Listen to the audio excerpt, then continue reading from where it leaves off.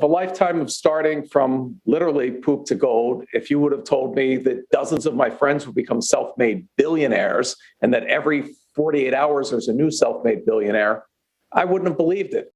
Every business is unique, but the ups and downs we experience as we launch and run our businesses are pretty similar. We're Harmon Brothers, the team behind Pooping Unicorns and other weird but successful video ads you've probably seen. We help businesses grow through unforgettable video marketing, and we're no stranger to tricky situations. In fact, we embrace them. The goal of this podcast is to show how your crappy circumstances could be the golden opportunity that leads to your next success. You're watching Poop to Gold. Welcome back to From Poop to Gold. I'm Benton Crane, your co-host and the CEO of Harmon Brothers. With me on the show today is Jay Samit. Welcome to the show, Jay. Thanks for having me. Now, Jay is, well, he's many things. He's both a very successful entrepreneur and businessman. He's grown several businesses into the 7- and 8-figure ranges and had wild success on that front. But he's also the author of several books. One of them, Disrupt You, which I have watched the TEDx talk on. Jay gives a TEDx talk on Disrupt You, which is basically applying the principles of business disruption to you at a personal level to make sure that you're reinventing yourself on a constant basis. But his most recent book, and I think that's what we're going to talk a little bit more about today, this is super fascinating and I'm excited to get a copy of this. It's called Future Proofing You. And this is where he took some of the concepts that he taught in Disrupt You and he decided to actually go prove them in real life, because he had a lot of people in the background saying, oh, that's all nice in theory, but it's really hard in practice. And so he took a homeless immigrant and coached that homeless immigrant through the process and turned him into a millionaire within 11 months. Did I get that backstory right, Jay? Yeah, but he turned himself into it. I just hold up the mirror. So That's fair. That's fair. Okay, Jay, tell us a little bit about future-proofing you and what you're up to today. So I spent 5 years circumnavigating the globe with Disrupt You, telling everybody, whether by choice or circumstance, every career gets disrupted. I don't have to make that point anymore post-pandemic. That's now proven. But what I also noticed is of a lifetime of starting from literally poop to gold, if you would have told me that dozens of my friends would become self-made billionaires and that every 48 hours there's a new self-made billionaire, I wouldn't have believed it. And yet I've lived it. And I then decided to pay it forward by teaching it at the university level. I've had students do $100 million in a semester. This isn't get rich quick schemes. I'm not selling anything here. I'm just filling in the gaps of what we don't teach in school. So with this young man, he did all the work, but he was willing to work harder than most people will for a year in order to live the rest of his life in a manner most people can't. And in a world that's dynamic, that's constantly changing, unless you learn how to become future-proof, you're going to get run over. So I've distilled those mentoring sessions into 12 truths, and everyone can do this. It's not easy, but if you follow this, you will be successful. And where can our listeners get a copy of that book? Anywhere, Amazon, wherever. You can get it in Audible. It made #1 new release in Audible. Yay! But this is my way to get the information out. And Disrupt You is now this year coming out in Polish, Urdu, Icelandic, Italian. It just keeps on. And I've been a CEO. I've run companies that do 100 billion. I've run companies that do 40 billion. I've started companies from scratch that become. When you're a CEO, your inbox is, I hate you, here's a fire, we're suing, whatever the problem is. When you help people change themselves, it is the most gratifying thing. And so whatever time I have left, I'm dedicating to trying to teach people how to live the life they want. It's tough when you have a job that doesn't care about you, you don't care about it, you make enough to show up, not enough to care. You're trading your life for something that doesn't give you satisfaction. And if you believe the purpose of life is to live a life of purpose, let me teach you how to achieve those dreams, that they are doable. And Vin's story should be one where everybody can say they're starting, he grew up on welfare, they're starting at least where he is. And you watch it unfold. It wasn't easy. But it starts with the growth mindset, something I know you believe in. And a funny story, which he didn't find out till he read the book, was in our first meeting. If I knew I needed this guy to go from zero to hero in under a year, I had to get him into a growth mindset instantly. I couldn't let it organically develop. So I lied to him. In our first meeting, I did something called the Pygmalion effect. I told him I interviewed tons of people, and he was the only one that had all the attributes to be a self-made millionaire. So he went along with it, when in fact, he was the only person I interviewed. This study has been repeated at schools where they tell teachers, they test the whole school, these 3 kids will be super achievers. And at the end of the year, those 3 kids are the super achievers, but they pick the names out of a hat. If you tell people they're special and you treat them special, they become special. Wow. I'm sitting here hearing that, and as a parent, I'm like, man, what a lesson that I should be applying with my own kids. It starts as a parent. One of my pet peeves, and the reason I started writing this stuff is I hear so many unsuccessful BS gurus shoveling stuff out there. I hate when parents or adults go, what do you want to be when you grow up? Worst question you can ask. It has no context. What you should be asking is, what problem do you want to solve when you grow up? At every age of life, you'll see injustice, things incomplete or whatever. Entrepreneurs don't sell things, they solve things. Squatty Potty wasn't about selling a piece of plastic. It was about solving a problem that people didn't want to talk about or address. If you solve a problem for 5 people, you have friends. Solve for 1 million, you make money. Solve for 1 billion, you change history. And every product you've ever bought, every product you've done a commercial for, any product that we've seen, worn, listened to, watched, was made by a stubborn person. You only need 2 things to be successful: insight and perseverance. Everything else can be hired. Steve Jobs created the first $1 trillion company, couldn't read or write a line of code. But what he had was persistence.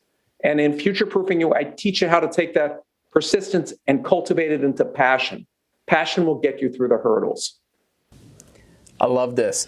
And part of what I love here so much is that you're living what you preach, and in that your life of purpose goes so far beyond just growing successful companies and making a lot of money. It's so much deeper than that. It's you want to impact other people's lives through your teachings, and so that is what you're dedicating your life to. But just to put it in context, post-pandemic, when I saw what happened in our nation's capital in January, here's what I saw. I saw thousands of people feeling left out, left behind, fighting over society's leftovers. The bottom 140 million Americans own less than 1% of the country. And yet the top 150 doubled their lifetime wealth during that year. So why are we not teaching this? Why are we not sharing this? Because we all benefit from a strong, stable middle class. And my journey, I didn't set out to be an entrepreneur. I didn't know that you could sit in a room, start something, and sell it for $1 billion. I had 2 sons when I was very young. I graduated from college. I bought into that get good grades and live happily ever after. And there was a recession, no jobs. So I had no choice but to figure it out. And I've got the scars to prove it. But once I noticed a pattern, and that pattern could be taught, that this is available to anybody in a post-pandemic world where we now know what remote working is, that you don't have to live in a major city, in a teeny cramped apartment, or in a first world country. You can attain success anywhere because we're 1 click away from everyone. It's amazing. I started my first company with $1 out of college. I was impressed by this movie you may have heard of called Star Wars. And I thought, what a fun way to make a living. Why don't I do Hollywood special effects? I knew no one in Hollywood, knew nothing about computers or special effects, but that didn't stop me. But I realized that no one was going to hire somebody at 21 to be in charge of their feature film. So I made myself the head of sales for this company that I started with $1 printed business cards. I hustled. You could get George Lucas for a ton of money in ILM, or if you had a lower budget picture. And once I got the work, then you hire people that know how to do it. So you actually won the work before you even had the team to fulfill the work. Of course. So all you need are insight and perseverance. And what I taught Vin was the same thing. One of the 12 truths is fill a void. Any job you ever apply for, by definition, means somebody else has done it, which means there's people with more experience, which means you're already on the back foot and life sucks. But if you do something no one else is doing, if you're the only one doing it, by definition, you're the best in the world at it. So Vin wanted to do social media just like everybody else in his generation. But if you're a kid on welfare, you're not going to suddenly get a call from Ford Motor, hey, would you take over our social media? So I said, look at what's out there. What are people talking about today that they weren't talking about a year ago? And in his year, it was the year that Bitcoin went from 1,000 to 20,000. Mm-hmm. Everybody's talking crypto. So I said, okay, make your startup a marketing firm just for crypto. Get that first client, even if you do it for free, because after you have that first client and you kill it for them, you now have what the MBA folks call a case study. And what you'll find out is most people in business are lemmings. They want to be the first to go second. So once they had that case study, the same people that were paying them $500 a month were now paying them $30,000 a month for the same work. And so I hate competition. I hate it with a passion. There's, on any given day, there's somebody smarter than me, better connected than me, richer than me, better looking than me. If I ever meet that guy, I hate him. So I'm always doing the next thing. I may not be the best person at executing that, but if I'm the first one out there, I am the best until I get displaced. So I was the first on the internet, the first video on a computer. I was the first to invent the software that we're using right now, group video chat. And so each one of these things, you move it forward. And I've taken companies from zero to selling them 18 months later for $200 million. And I explain how anyone can do this. It's not that I'm special. I've met the bright people in the world. I've been partnered with, and worked with the Bill Gates and Branson and Musk and Jobs and, on and on. Some of them are the brightest people we ever meet. Some aren't, but they're all stubborn. They're all persistent. Yeah, I love how you say you can hire everything else, but it's the insight and the persistence that you can't. I mean, Steve Jobs had no money, but he made up a company called Apple and gave half of it to Wozniak, who was arguably the most informed person on computing in the world at that time. So you don't need money. I also go through some of the things that really bug me that the gurus out there tell that are just plain old lies. Like you hear all these guys saying fear's in your head, fear's not real, you're overcome fear, get rid of fear. BS, period. We are biologically hardwired to be fearful. You're only sitting here today because your great-great-grandfather Ugg in the cave saw the saber-toothed tiger and ran, okay? So that fight or flight, that happens in every meeting, in every social context. It's your first response. But if you're going down the sidewalk and you hear an 18-wheel semi tooting the horn, the brakes are out, it's going to crush you. Are you thinking about how you're going to look embarrassed or losing money or losing your job? No, you're thinking about life is over, existential death. So you can prioritize fear. So if you're afraid to start a business and you're worried about what people think or what will happen or this or that, think of that other thing that we said about living and giving away your life and having created nothing for your time here. And if you don't believe me, talk to your grandparents or anybody in an old age home and ask them their biggest regret in life. Because it's not what they failed to achieve, it's what they failed to try. And you don't want to have regrets. And when you try something, even if you fail, you don't end up where you started. You either earn or you learn. Either way, you're better. So Bill Gates' first company bankrupt, Henry Ford's first company bankrupt, Walt Disney, go on and on and on. You fail your way forward by learning what does work, by making those mistakes. That's right. Before we go back in time and hear about your personal poop to gold journey, tell us, you've mentioned several companies that you either started or grew to enormous sizes. Tell us what a couple of those companies are. So Reid Hoffman brought me in and we took LinkedIn to the next level. Okay. I created the first auction, which you now know as eBay. I've worked with Facebook pre-IPO, put the first advertising on it.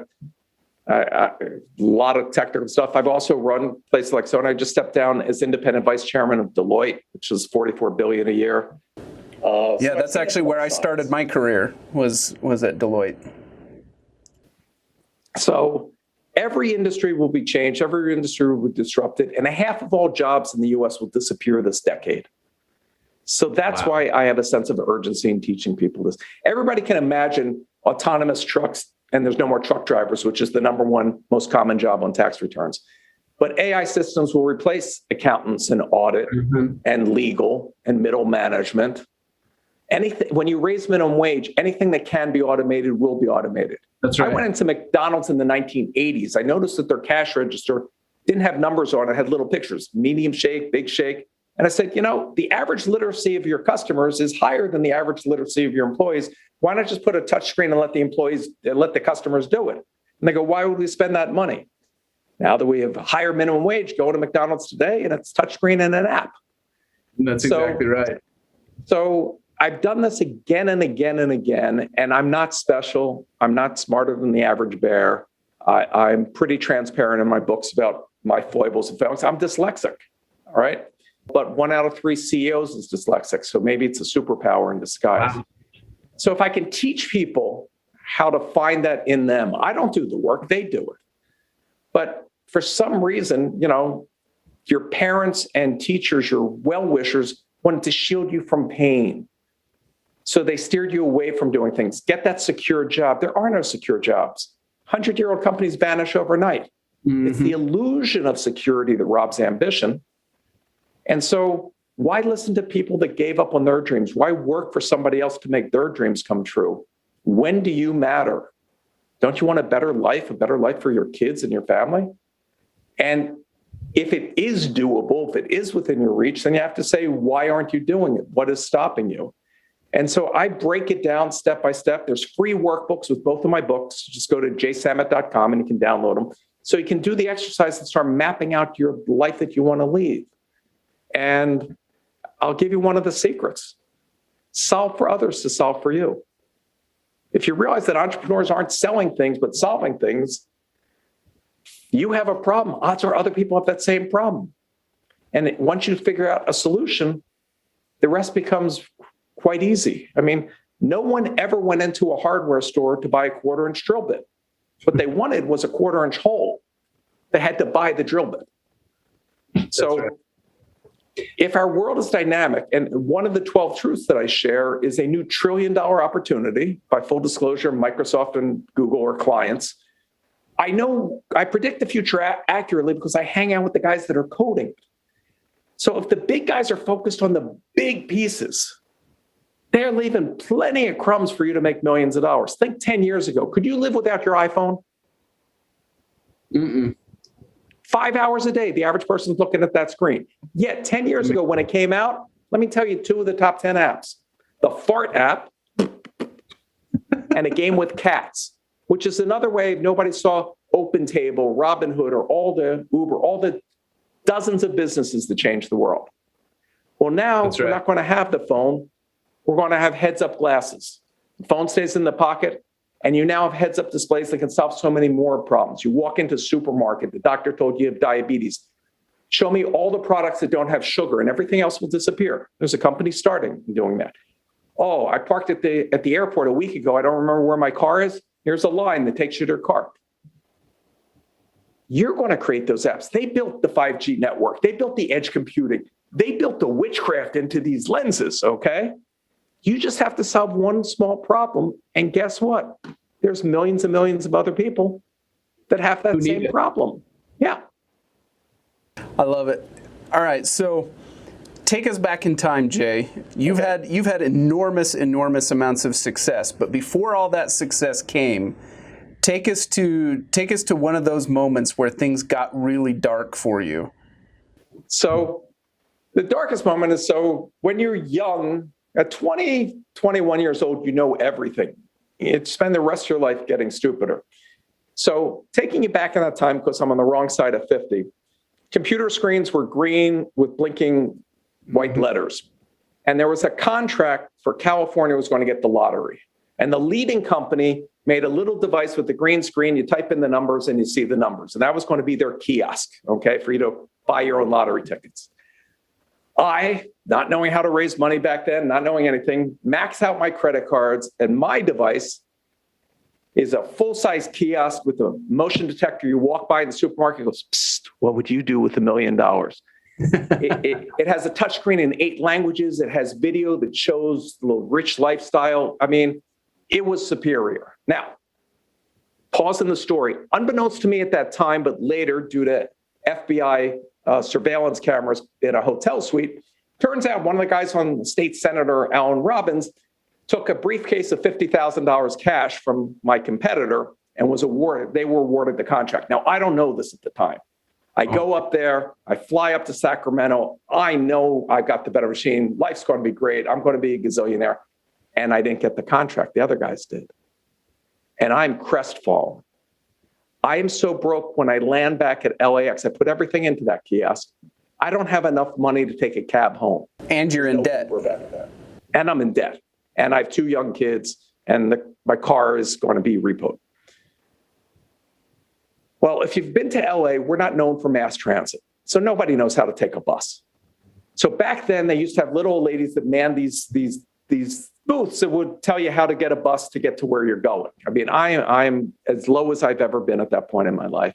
And I got home late at night. There's nobody manning those desks. So I'm like, oh man, this is awful. And then it dawns on me. Even if those people were there's 50 million people go through the airport in a year. They only speak English. We got people from every corner of the world. And they come 24 hours a day. I got a kiosk that can do that. So next time you get your tickets at the airport, think of me. So the kiosk that you had just built basically became the prototype for that. For doing airports, yeah. So there's always another way around. I can give you more, and in Disrupt You, I tell a lot of these stories that are just like, back to the wall. But it's just like a video game. You play on that level, and there's that immovable obstacle that you just hammer, and you say it's impossible until it's not. There's always another way. If you think you can or you think you can't, you're right. Jay, thank you so much for sharing all of this wisdom and all of your experience with us. It's been such a pleasure for both me and for our listeners to get to know you better, and I'm excited to get to read your books. I really enjoyed your TEDx talk on Disrupt You, and I'm really excited to pick up these books and read them. So for our listeners, make sure to grab yourself a copy. They're available anywhere books are sold, it sounds like. Jay Samit, Future-Proofing You. All right, so just to wrap up, what one piece of advice would you give to our listeners who right now could be finding themselves in their own poop moment? You have within you the ability to change your circumstances. Whoever you were yesterday, when you wake up today, you don't have to be that person. And every moment today that you waste thinking about past mistakes is time that you're not spending on building your future, making it happen. I'll close with the story that I got permission from the woman. I get emails from readers all over the world. A woman wrote to me because she had quit her job and started an Airbnb business, put all her money into renting places, and got caught in the wrong moment in time, and she lost all her money. And she was in her mid-50s, and so she decided to kill herself. Oh no! And she called her daughter to tell her that she was killing herself, just to say goodbye. And her daughter had a reaction that she didn't expect. Her daughter laughed at her. Not in the mean way, but in the, you're going to kill yourself over money? That's the dumbest thing I ever heard of. And her daughter gave her a copy of Disrupt You. And she wrote to me to tell me that it changed her life and she's successful now and happy. And she did the change. I mean, I've watched miracle after miracle because people believe. So, and Tom Bilyeu, who wrote the foreword to Future Proofing You, he wrote this, and so I'll paraphrase his thought, but I agree. If you're hearing my voice, know this: I truly believe in you. I don't have to know you. I know that you're human, and I believe in humans, and I know what humans are capable of, and you're no different. You can achieve anything that you put your mind to. So if you can conceive it and believe it, you can achieve it. Thank you, Jay. For our listeners, make sure to like, share, and subscribe. We'll see you on the next one.